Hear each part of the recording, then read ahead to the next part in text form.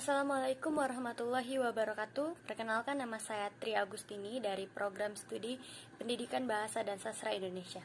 Hari ini saya akan membahas tentang materi model pembelajaran BIPA. Langsung saja, model pembelajaran adalah seluruh rangkaian penyajian materi ajar yang meliputi segala aspek sebelum dan sesudah pembelajaran yang dilakukan guru serta sebagai fasilitas yang terkait yang digunakan secara langsung dan tidak langsung dalam proses belajar mengajar. Selanjutnya, model pembelajaran yang terdapat dalam pembelajaran BIPA, saya mengambil 4 model pembelajaran. Yang pertama, model induktif kata bergambar. Yang kedua, model pembelajaran berbasis seni pertunjukan sastra lokal. Yang ketiga, model pembelajaran BIPA berbasis lintas budaya. Dan yang keempat, model experiential learning berbasis berpikir kreatif. Selanjutnya, tujuan model pembelajaran induktif kata bergambar adalah untuk mengajak siswa mengklasifikasi kata-kata konsep yang akan memungkinkan mereka memecahkan kata-kata yang belum pernah mereka temukan sebelumnya. Selanjutnya, model ini bersifat kooperatif. Joyce menyatakan bahwa pelaksanaan model pembelajaran ini terdiri atas 4 langkah pembelajaran yang terangkum dalam eksplorasi pembelajaran. Yang pertama, guru menampilkan gambar. Kedua, siswa memberi nama pada gambar. Ketiga, guru menilai hasil kerja siswa. Dan yang keempat, siswa memodifikasi kata menjadi kalimat dan menjadi sebuah karangan. Yang kedua, tentang model pembelajaran berbasis seni pertunjukan sastra lokal. Model pembelajaran seni pertunjukan sastra lokal yang dikonstruksi dari 2 teori respon yang berbeda, yaitu strategi respon pembaca dan respon simbol visual berkontribusi positif terhadap kemampuan berbahasa pembelajar. Meskipun dibangun dari paradigma TEFL, kolaborasi kedua teori respon dapat diterapkan dalam pembelajaran dalam konteks pembelajaran bahasa apapun. Selanjutnya, langkah-langkahnya tersusun dalam yang pertama, pembelajar membaca cerita rakyat. Kedua, pembelajar melakukan monolog tentang isi cerita rakyat. Yang ketiga, pembelajar mendiskusikan dalam kelompok cerita rakyat yang telah dibaca. Yang keempat, pembelajar meragakan tablo dengan cara memilih satu paragraf yang menarik dan kelompok lain menebak isi paragraf tersebut. Yang kelima, pembelajar mendiskusikan dan memperdebatkan isi tablo.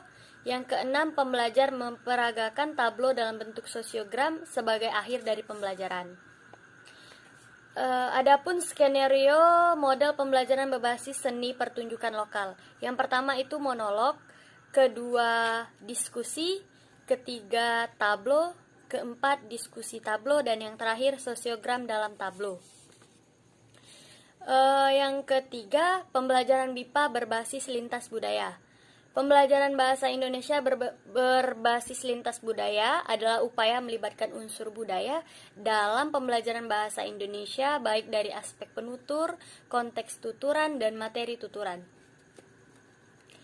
Selanjutnya, pembelajaran BIPA dengan basis lintas budaya perlu memperhatikan hal-hal seperti yang pertama persepsi, kedua motivasi, ketiga pengalaman, keempat emosi, bahasa, dan nonverbal.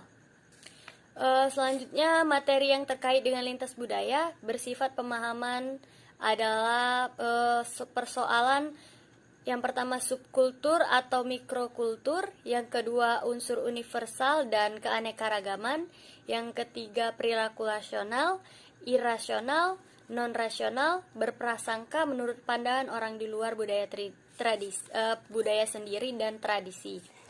Nah, yang terakhir itu model experiential learning berbasis berpikir kreatif.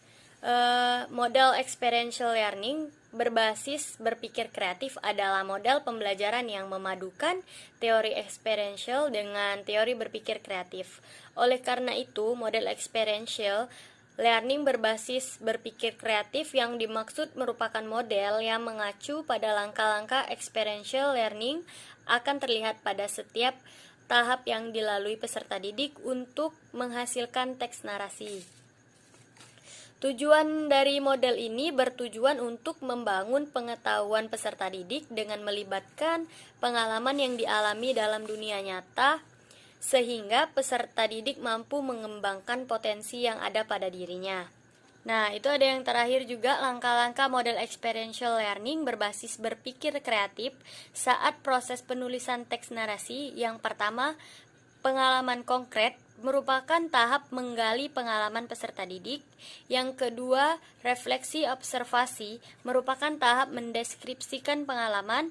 Yang ketiga, penyusunan konsep abstrak merupakan tahap memilih pengalaman. Dan yang terakhir, active experimentation atau aplikasi merupakan tahap menuliskan pengalaman. Baiklah, itulah penyampaian materi dari saya. Lebih dan kurang saya mohon maaf, kepada Allah saya mohon ampun. Wabillahi taufiq wal hidayah. Wassalamualaikum warahmatullahi wabarakatuh.